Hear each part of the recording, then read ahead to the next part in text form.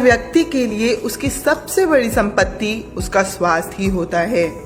नमस्कार दोस्तों, अपना रेडियो 96.9 FM से मैं आपकी दोस्त शीनम आपके साथ जुड़ चुकी हूँ। दोस्तों, आज वर्ल्ड हेल्थ डे है और स्वास्थ्य को ध्यान में रखते हुए आज अपना रेडियो मना रहा है विश्व स्वास्थ्य दिवस। देश के सभी लोगों को उनके स्वास्थ्य के प्रति जागरूक करने के लिए प्रत्येक वर्ष 7 अप्रैल को विश्व स्वास्थ्य दिवस मनाया जाता है। 7 अप्रैल सन 1948 को विश्व स्वास्थ्य संगठन यानी कि WHO की स्थापना की गई थी और इसीलिए पूरे विश्व में इस दिन स्वास्थ्य के महत्व को समझाया जाता है। WHO का कहना है कि मानसिक, शारीरिक और सामाजिक रूप से ठीक रहना ही मानव स्वास्थ्य की परिभाषा है। दोस्तों, आजकल हर व्यक्ति किसी न किसी बीमारी से जूझ रहा है। आज की इस दौड़ती और तनाव भरी जिंदगी में अपने स्वास्थ्य पर ध्यान नहीं दे पा रहा है। इसलिए जागरूकता के उद्देश्य के लिए ये दिन मनाना बहुत जरूरी है। इसी के लिए आज हमने हर प्रकार जैसे कि होम्योपैथी, यूनानी, एलोपैथी, योगा और आयुर्वेदिक डॉक्टर से और एक्सपर्ट से बात की और उनसे हमने जाना कि सेहत हमारे जीवन में कितनी महत्वपूर्ण भूमिका निभाती है। तो चलिए सबसे पहले बात करते हैं max super speciality hospital Saket से डॉक्टर रोमेल टिक्कू जी से। डॉक्टर, आपका हमारे शो में बहुत बहुत स्वागत है। Thank you. डॉक्टर, सबसे पहले तो आप हमें ये बताएं कि एलोपैथी किस तरीके से लाभदायक है। डॉक्टर रोमेल टिक्कू, जिस तरीके से आप एलोपैथी के डॉक्टर हैं, मेडिसिन के डॉक्टर हैं, तो मेडिसिन एलोपैथी अन्य दवाइयों से कैसे अलग होती है और किस तरीके से उसका इफेक्ट होता है? एलोपैथी में काफी ज्यादा रिसर्च डेवलपमेंट होता है, ट्रायल्स होती हैं, तभी जाके उन्हें अप्रूव किया जाता है दवाइयों को। और यूजुअली केमिकल्स होते हैं, कोई हर्ब्स नहीं होते हैं, कोई नेचुरल प्रोडक्ट्स नहीं होते हैं। तो इस तरह से ये डिफरेंट है होम्योपैथी से, आयुर्वेदा से, जहाँ पर नॉर्मल प्रोडक्ट्स या हर्बल प्रोडक्ट्स या जड़ी बूटियों से दवाई बनाई जाती है। मगर उधर बहुत ज्यादा रिसर्च डेवलपमेंट नहीं होता है। एलोपैथी में जो भी ड्रग अप्रूव होती है बहुत ज्यादा रिगरस ट्रायल्स के बाद और रिसर्च के बाद, डेवलपमेंट के बाद होती है और उसके साइड इफेक्ट प्रोफाइल के बारे में, उसका मैकेनिज्म क्या है, इफेक्ट कितना, एफिकेशियस कितनी दवाई, सारा रिसर्च किया जाता है और डिटेल में बताया जाता है लोगों को। इसी तरह से ये डिफरेंट है थोड़ा आयुर्वेद से और होम्योपैथी में, जिसमें बहुत ज्यादा ट्रांसपेरेंसी और ज्यादा नॉलेज प्रोडक्ट्स के बारे में नहीं अवेलेबल होती। डॉक्टर, अगर हम अन्य दवाइयों की बात करें तो एलोपैथिक इंस्टेंट और फास्ट रिजल्ट देता है, ये बात कहाँ तक सही है? रिजल्ट तो इंस्टेंट होता है, फास्ट होता है एलोपैथी में, और जो ऑल्टरनेटिव ट्रीटमेंट है होम्योपैथी, आयुर्वेद, उसमें भी होता है, पर उसमें थोड़ा कभी टाइम लगता है। जैसे होम्योपैथी में बहुत टाइम लगता है। आयुर्वेदिक ट्रीटमेंट भी ऐसा नहीं है कि वो ट्रीटमेंट काम नहीं करती, वो भी उसकी अपनी जगह है। क्रॉनिक एलिमेंट्स के लिए, एलर्जीज के लिए बहुत स्पेस है एलोपैथी, ये होम्योपैथी, आयुर्वेदा के लिए, बट टाइम लगता है उनमें। और एलोपैथी थोड़ा फास्ट है, इंस्टेंट है, इसलिए आजकल की डेट में जब लोगों के पास टाइम कम हो तो वो प्रेफर करते हैं कि हम एलोपैथी में जाएं और ट्राइड एंड टेस्टेड है, इसलिए। Thank you so much sir, हमारे साथ जुड़ने के लिए और हमारे लिसनर्स को इतनी लाभदायक जानकारी देने के लिए बहुत बहुत शुक्रिया। Thank you. दोस्तों, अब हम बात करते हैं founder and director of AKGS ओवियंस डॉक्टर AK गुप्ता जी से। पहले तो सर आपका हमारे शो में बहुत बहुत स्वागत है। जी धन्यवाद सर, वो आज वर्ल्ड हेल्थ डे है और हम सब जानते हैं कि हेल्थ है तो सब कुछ है, हेल्थ नहीं तो कुछ भी नहीं। तो सर, आज इस वर्ल्ड हेल्थ डे पर होम्योपैथी को ध्यान में रखते हुए आप हमारे लिसनर्स को क्या मैसेज देना चाहेंगे? जैसे कि आपने बिल्कुल सही कहा कि अगर हेल्थ है तो सब कुछ है, जिसे कहते हैं हेल्थ इज वेल्थ। और ये भी कहा जाता है जान है तो जहान है, और जान और जहान दोनों के लिए आदमी का स्वस्थ रहना बहुत आवश्यक है। जैसे कि आप माने, ये संस्कृत में कहा जाता है शरीर माध्यम खलु धर्म साधनम। ये हमारा ओवीएम्स का जो लोगो है उसमें भी है, जो all India institute of medical science है उसके लोगों में भी ये चीज दी हुई है। मीन्स अगर आपका शरीर स्वस्थ है तभी आप अपनी जितनी भी प्रॉब्लम्स हैं या जितनी भी आपकी रिस्पॉन्सिबिलिटीज हैं उनको अच्छे ढंग से निभा सकते हैं। किसी भी चीज के लिए आपको ठीक कर पाने में तभी सक्षम होंगे जब आपका शरीर स्वस्थ होगा। तो ये तो एक ही बेसिक चीज, स्वस्थ और स्वस्थ की परिभाषा जहाँ तक मानी जाती है उसको लोगों को पहले से दिए कि खाली फिजिकली फिट होना, फिजिकली फिट होना इज नॉट एनफ। आज के परिप्रेक्ष्य में देखा जाए तो health is the equilibrium between your mind body soul, जिसमें कि आपका फिजिकल, मेंटल, इमोशनल और स्पिरिचुअल अगर समावेश है और आप इस चीज से परिपूर्ण हैं, तभी हम मानते हैं कि आप पूरे पूर्ण रूप से स्वस्थ। और होम्योपैथी एक ऐसी चिकित्सा प्रणाली है जहां पे हम व्यक्ति के कॉन्स्टिट्यूशन को ध्यान में रखते हुए ट्रीटमेंट करते हैं, जिसमें कि उसकी मानसिक, शारीरिक और संवैधानिक जितनी भी टाइप की परिस्थितियां हैं, जितनी भी सिचुएशन होती हैं, उनको ध्यान में रख के ही ट्रीटमेंट किया जाता है। जैसे कि एक सिर्फ अमुक व्यक्ति को कहा जाता है कि आज ही is not feeling well, disease means dis at ease, when you are not at comfortable level, तब भी आपको एक होम्योपैथिक डॉक्टर के पास जाके कहें तो वो आपके लक्षणों के आधार पर दवा दे सकता है। जबकि मॉडर्न मेडिसिन में सिर्फ उसको ये कहा जाता है कि टेंशन है, थोड़ा मत करो, ध्यान मत लगाओ इस तरफ, या थोड़ा रेस्ट करो। अगर यही जो डिस्कम्फर्ट है कुछ दिन तक लगातार चलता रहता है and then it start showing effect on the physical body, और जब फिजिकल बॉडी में शो करना शुरू करता है और उनको किसी रिपोर्ट्स में आना शुरू करता है, then they start saying yes आपको ये प्रॉब्लम है।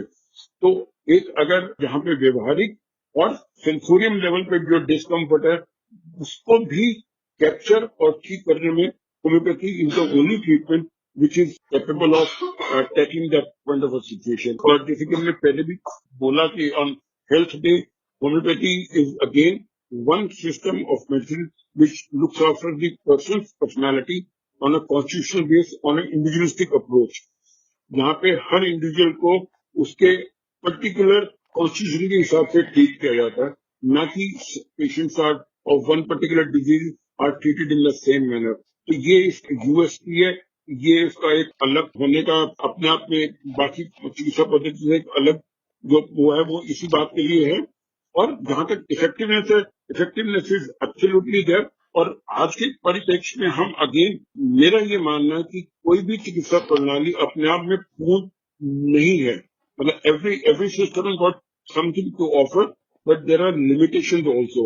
और अगर हम अपनी लिमिटेशंस को समझें और दूसरी चिकित्सा प्रणालियों के बारे में नॉलेज रखें और उनको अपनाएं, तो मेरे ख्याल से हम अपने मरीजों के लिए ज्यादा अच्छा ट्रीटमेंट कर सकते हैं, जो कि हमारा ओवीएम्स का भी एक विशेष मोटो है कि the patient welfare is a sole aim, जहां पे हम we keep all system under one roof with an integration.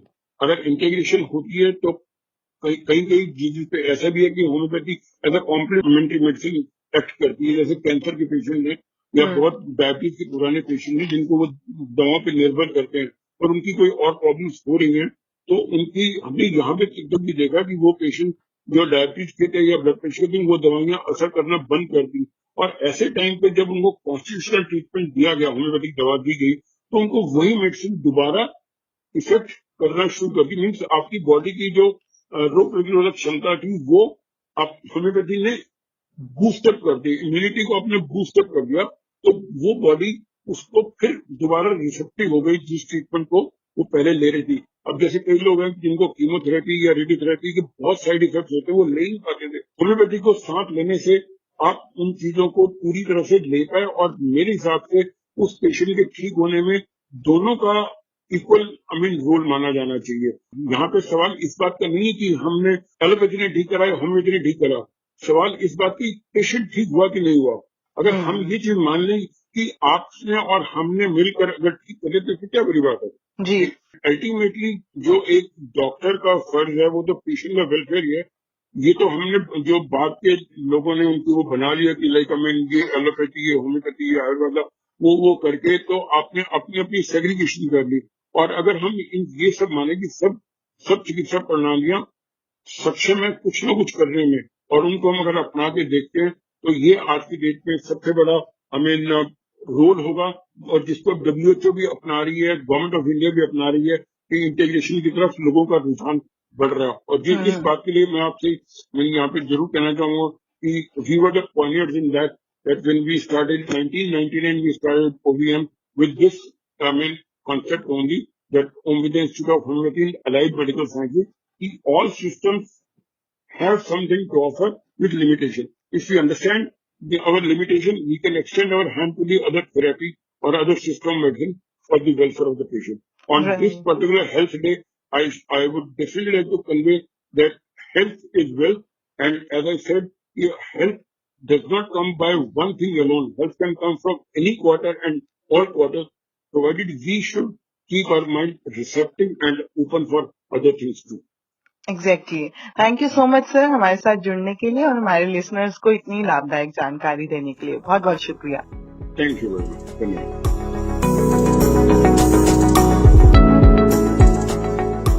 और अब सुनते हैं doctor Sheikh Imran medical officer of Unani medicine का इस वर्ल्ड हेल्थ डे पर क्या कहना है।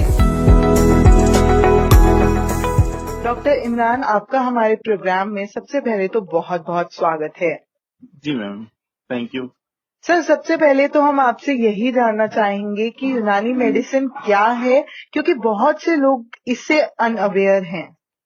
जी जी मैम, एक्चुअली मैम यूनानी मेडिसिन एक ट्रेडिशनल मेथड ऑफ थेरेपी है जी जिसमें कुछ हर्ब्स का इस्तेमाल होता है, कुछ एनिमल ओरिजिन दवाइयों का इस्तेमाल होता है और बहुत सारी अलग अलग तरह की क्रॉनिक बीमारियों में इससे डील किया जाता है। इसके अलावा जो है गवर्नमेंट ऑफ इंडिया के, सेंट्रल गवर्नमेंट के भी कुछ इंस्टीट्यूट्स हैं, कुछ जो है स्टेट गवर्नमेंट की डिस्पेंसरीज हैं, कि कॉलेजेस होते हैं, इसकी पूरी पढ़ाई होती है।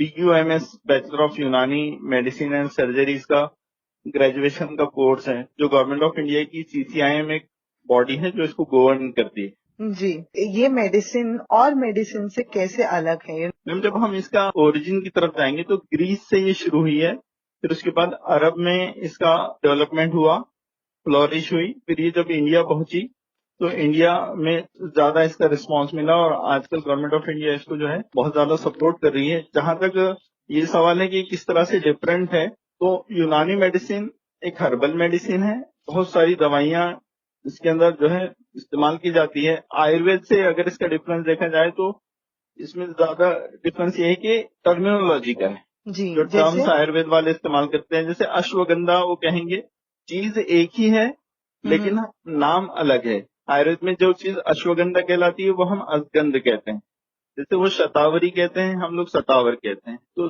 ज्यादातर जो हर्बल ड्रग्स इंडिया में मौजूद है वो इस्तेमाल होती है इसमें। इसके अलावा कुछ दवाइयां ऐसी है जो आउट ऑफ इंडिया वाली भी इस्तेमाल होती है, जैसे मस्तगी रूमी हम इस्तेमाल करते हैं, जैसे सना मक्खी इस्तेमाल करते हैं, जैसे अजवाइन खुरासानी इस्तेमाल करते हैं। मीन्स जो जहाँ की ओरिजिनेटेड ड्रग्स हैं वो सप्लाई में आती है, उनसे फिर कंपाउंड ड्रग्स बनती है और फिर उससे जो है इलाज किया जाता है। एनिमल ओरिजिन दवाइयां भी इस्तेमाल होती है इसके अंदर। और खासतौर से मैं सुनने वालों से ये कहना चाहूंगा कि जितनी क्रॉनिक बीमारियां हैं, स्किन डिसऑर्डर्स हो गए, अस्थमा हो गया, लेडीज के पर्सनल जो प्रॉब्लम्स होते हैं, सफेद पानी की शिकायत वगैरह होती है और स्किन में पित्ती उछलना, अलग अलग तरह की जितनी भी क्रॉनिक बीमारी है, जैसे जोड़ों का दर्द, तो हमें यूनानी मेडिसिन से काफी फायदा हो रहा है जो हम देख रहे हैं। माशाल्लाह, मैं तकरीबन 15 ईयर से इस फील्ड में हूँ। पहले मैं महाराष्ट्र में था मेडिकल ऑफिसर, अब मैं दिल्ली में हूँ। तो काफी सारे पेशेंट जब हम अपनी आंखों से सही होता हुआ देखते हैं तो हमारा भी कॉन्फिडेंस डेवलप होता है और पेशेंट भी फिर फर्दर उसी तरह के पेशेंट्स को खींच कर लाता है। जी, इससे जो है माउथ टू माउथ पब्लिसिटी जो कहलाती है वो जो है हो रही है इसमें। जी। फिलहाल सर, क्योंकि लोग इतना अवेयर नहीं है यूनानी मेडिसिन के बारे में, तो अभी रिस्पांस कैसा है हमारी कंट्री में इसको लेकर? मैम, जहां तक अवेयरनेस सवाल है, तो चूंकि मैं तो इसी फील्ड का हूं तो मैं जानता हूं कि माशाल्लाह काफी सारे लोग तक ये पहुंच भी चुकी है और अभी काफी सारे लोग अनअवेयर भी हैं। मिसाल के तौर पे कि 50 हमारे कॉलेजेस हैं, कुछ दिल्ली में दिल्ली सरकार की 25 डिस्पेंसरीज हैं, एक रेफरल कॉलेज है जहां पे हम अपने पेशेंट्स को रेफर भी करते हैं। इसके अलावा गवर्नमेंट ऑफ इंडिया की 5-6 CGHS की डिस्पेंसरी है दिल्ली में, MCD की काफी डिस्पेंसरी है। तो बड़े बड़े शहरों में पहुंच रही है और अच्छी बात यह है कि जहां जहां गवर्नमेंट सप्लाई है, यूनानी मेडिसिन फ्री ऑफ कॉस्ट मौजूद है और क्वालिफाइड रजिस्टर्ड मेडिकल ऑफिसर्स हैं जो UPSC के थ्रू सिलेक्ट होते हैं। वो जो है हम लोग उसी के थ्रू यहाँ पर पहुंचे हैं और पब्लिक की सेवा में लगे हुए हैं। जी, बहुत बहुत शुक्रिया सर हमारे साथ जुड़ने के लिए और हमारे लिसनर्स को यूनानी मेडिसिन के बारे में इतनी अच्छी जानकारी देने के लिए। जी जी मैम, शुक्रिया आपका भी बहुत बहुत।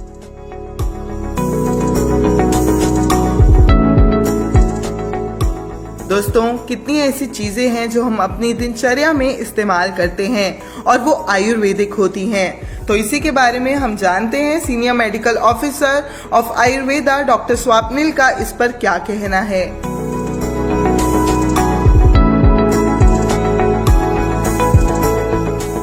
बहुत बहुत स्वागत है डॉक्टर साहब आपका हमारे प्रोग्राम में। Thank you ma'am. सर, पहले तो हम आपसे यही जानना चाहेंगे कि आयुर्वेदा कैसे कंट्रीब्यूशन करता है हेल्थ सेक्टर में। जी वेल, कंट्रीब्यूशन की अगर हम बात करते हैं तो आयुर्वेद का कंट्रीब्यूशन हमारे यहाँ पे हजारों सालों से चलता आ रहा है।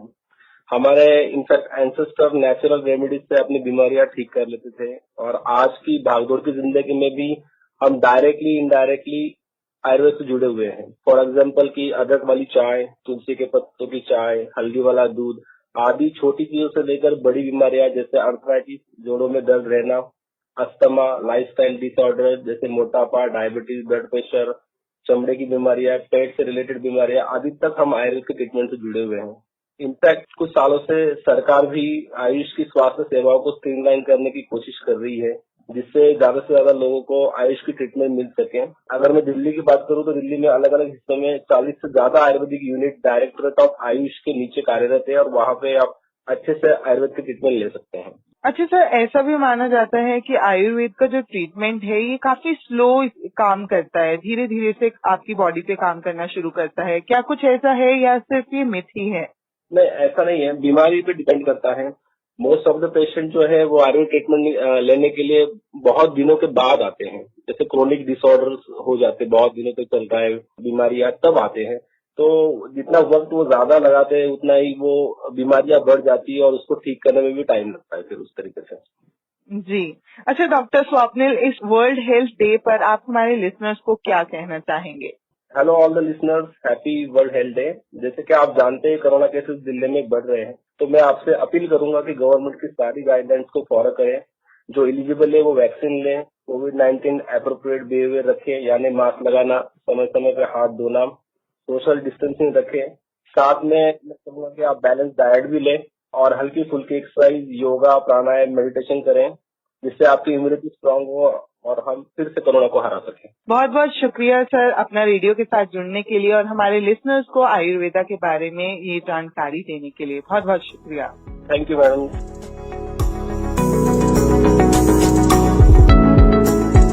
जहाँ पर सेहत की बात हो और वहाँ हम योगा की बात ना करें, ऐसा तो हो ही नहीं सकता। तो चलिए जानते हैं योगाचार्य डॉक्टर नवीन आर्य जी के साथ कि योगा कैसे लाभदायक है हमें तंदुरुस्त रखने के लिए।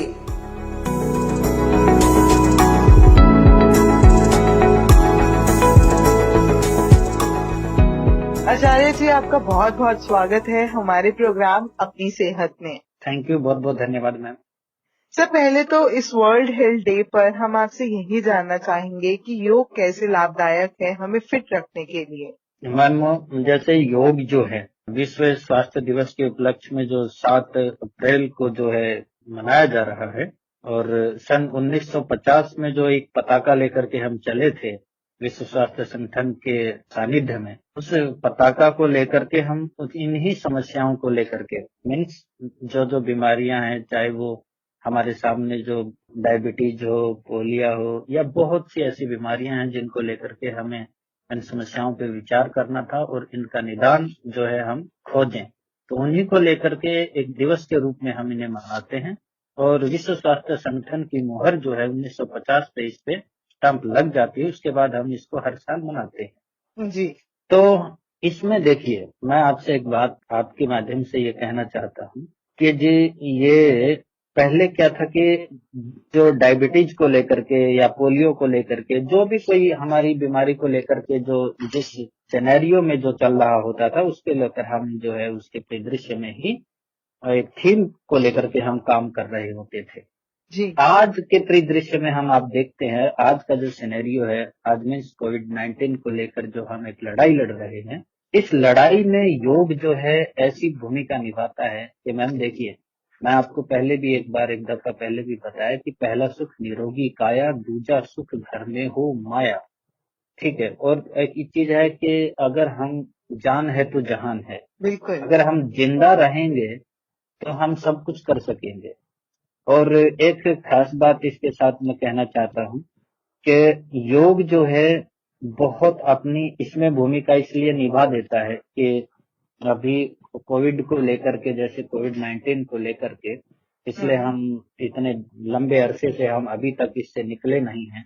लोग और फिर से जो है केसेस बढ़ते जा रहे हैं और मतलब जीवन जो हमारा पटरी पे नहीं आया, तो इसको लेकर के योग अपनी भूमिका बहुत निभाता है। मैं तो पिछले अपने इस चीजों को देखते हैं कि योग को लेकर के इम्यूनिटी बूस्टर है जैसे, तो इम्यूनिटी बूस्टर के साथ अब तो वैक्सीन भी आ गई हैं, लेकिन उसके अलावा योग अपनी भूमिका शुरू से निभाता आ रहा है। लोगों के अंदर एक एंजाइटी थी, लोगों के अंदर जो है उनका इम्यून सिस्टम कमजोर हो गया था, वो योग जो है बार बार जो है उनके जो इम्यून सिस्टम को एक्टिवेट, देखिए हर चीज हमारे शरीर में है, योग क्या करता है उसको रीएक्टिवेट कर देता है, हमारे इम्यूनिटी सिस्टम को बढ़ा देता है, हमारी इम्यूनिटी पावर को बढ़ा देता है।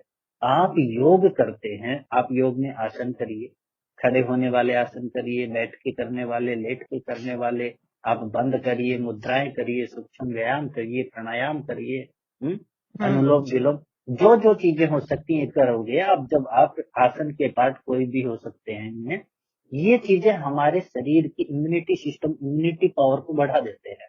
और जब इम्यूनिटी पावर बढ़ जाती है तो कोविड जो है, कोरोना या कोविड जो हमारे आसपास नहीं आएगा। अगर बाय द वे हम संक्रमित हो भी जाते हैं तो हमारा इम्यूनिटी पावर इतना इसमें स्ट्रांग हो जाता है कि हम कुछ देर बाद पॉजिटिव आकर के हम फिर नेगेटिव आ जाते हैं।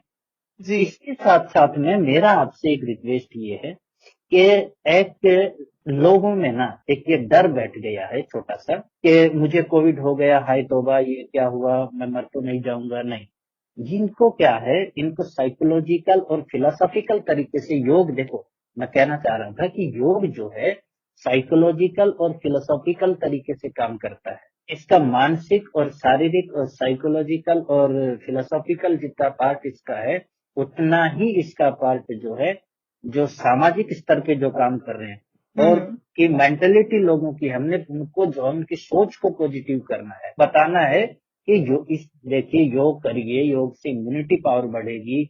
और आपको अगर पॉजिटिविटी, योग में साथ साथ लिखा है, देखिए आत्म तत्व की अगर हम बात करते हैं, ठीक है, तो मतलब योग पहली बार में डिसिप्लिन की बात करता है कि आप डिसिप्लिन में रहिए। दूसरी बार कहता है योग चित्त वृत्ति निरोध है। महर्षि पतंजलि खुद कहते हैं दूसरे सूत्र में कि चित्त की वृत्तियों को रोकना ही योग है। तो मतलब जो चित्त की वृत्तियां हैं, वृत्तियां कौन कौन सी हैं, वो फिर ज्यादा में थोड़ा सा दार्शनिक हो जाएगा, फिलोसॉफिकल हो जाएगा। इस चित्त की वृत्तियों को, जो आपके अंदर जो डर आ गए हैं, भय आ गए हैं, जो एंजाइटी आ गई है, इस एंजाइटी से अपने आप को निजात पाना है और ये बताना है अपने आप को इस तरीके से जो है सकारात्मक और पॉजिटिव इस तरीके से लेके जाना है माइंड को। अरे गीता का आदरणीय नाम, गीता का ये योग है, भगवान श्री कृष्ण उसमें साथ साथ कहते हैं ये आत्म तत्व है, इसको जलाया नहीं जा सकता, इसको शस्त्र से या तलवार से काटा नहीं जा सकता, इसको पानी से भिगो के गीला करके समाप्त नहीं किया जा सकता, ये जैसा आया था ये वैसा ही चला जाएगा। तो लोगों को इस तरीके से बताना है कि योग जो है साइकोलॉजिकल तरीके से, फिलोसॉफिकल तरीके से, उसके बॉडीज, उसके जो है शारीरिक तरीके से, फिजिकल तरीके से, हर तरीके से मदद करता है। और मैंने बहुत से इसमें रिजल्ट्स देखे हैं कि अभी इस दौरान जो लोग डरे हुए थे उसमें योग ने बहुत काम किया है। और योग अभी तक तो हम कह रहे थे कि योग एक शास्त्र के रूप में हमने उसको मतलब यूटिलाइज किया है, हमने उसको अप्लाई किया है। मैं तो कहता हूँ इस बार इस कोविड के दरमियान जो योग ने शास्त्र ही नहीं, शास्त्र के रूप में भी अपनी भूमिका निभाई है। जी। आचार्य जी, अच्छा, योग को ध्यान में रखते हुए आप क्या मैसेज देना चाहेंगे हमारे लिसनर्स को? मैं तो इतनी बात कहना चाहता हूँ आपके माध्यम से, देखिए सभी श्रोताओं को, खाना रोज खाते हैं, डेली सोते हैं, मूवी देखते हैं, एंटरटेन करते हैं, सब करते हैं, हम घर में करते हैं, वो ठीक है, हम थोड़ा एक हमारे लिए कुछ हिदायतें हो गई हैं, मगर सब करते हैं, तो हम योग क्यों नहीं करते? योग भी तो करना चाहिए ना। बिल्कुल, बिल्कुल, तो मैं यही कहना चाहता हूँ, जब आप एंटरटेन करते हैं, खाना रोज खाते हैं, घूमते हैं, जब आप दिनचर्या के सारे काम आप करते हैं, तो मैं तो ज्यादा नहीं कहता, आप 20 मिनट, आधा घंटा, मैं नहीं कहता आप 2 घंटे योग करिए, आप शुरुआत तो करिए। मैडम जी, इसके बहुत अच्छे रिजल्ट्स आ रहे हैं, लोगों को समझाया जा रहा है, बार बार मेरे संपर्क में और मेरे जहां जहां मैं सोशल मीडिया पे जहां जहां जा रहा हूँ, मैं सभी से ये हिदायत और निवेदन कर रहा हूँ, प्लीज योगा करिए, आपके इम्यूनिटी सिस्टम को स्ट्रॉन्ग करेगा और हमारी जान बचेगी तो हम बहुत कुछ कर पाएंगे। बस मैं अपने लिसनर्स को यही कहना चाहता हूँ कि यदि आप इस सिनेरियो के दौरान अगर आप पीड़ित हैं, परेशान हैं, तो योग आपकी बहुत मदद कर सकता है। आप योग करिए, निरोग रहिए और स्वस्थ रहिए। बहुत बहुत धन्यवाद। बिल्कुल। तो श्रोताओं, जैसे आचार्य जी ने कहा कि हमें अपनी सोच को पॉजिटिव रखना है और इस मुश्किल समय में जब पूरी दुनिया इस बीमारी से जूझ रही है, हमें योग को अपनी जिंदगी में लाना है और अपने आप को फिट और एकदम से हैप्पी रखना है। तो इसी के साथ बहुत बहुत शुक्रिया आचार्य जी हमारे साथ जुड़ने के लिए। जी मैम, बहुत बहुत धन्यवाद। Thank you so much.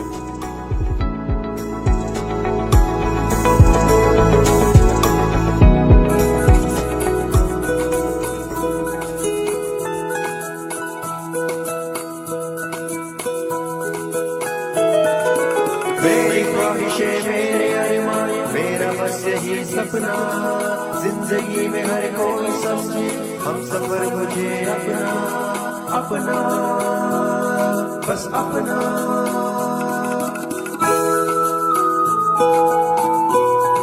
अपना रेडियो 96.9 FM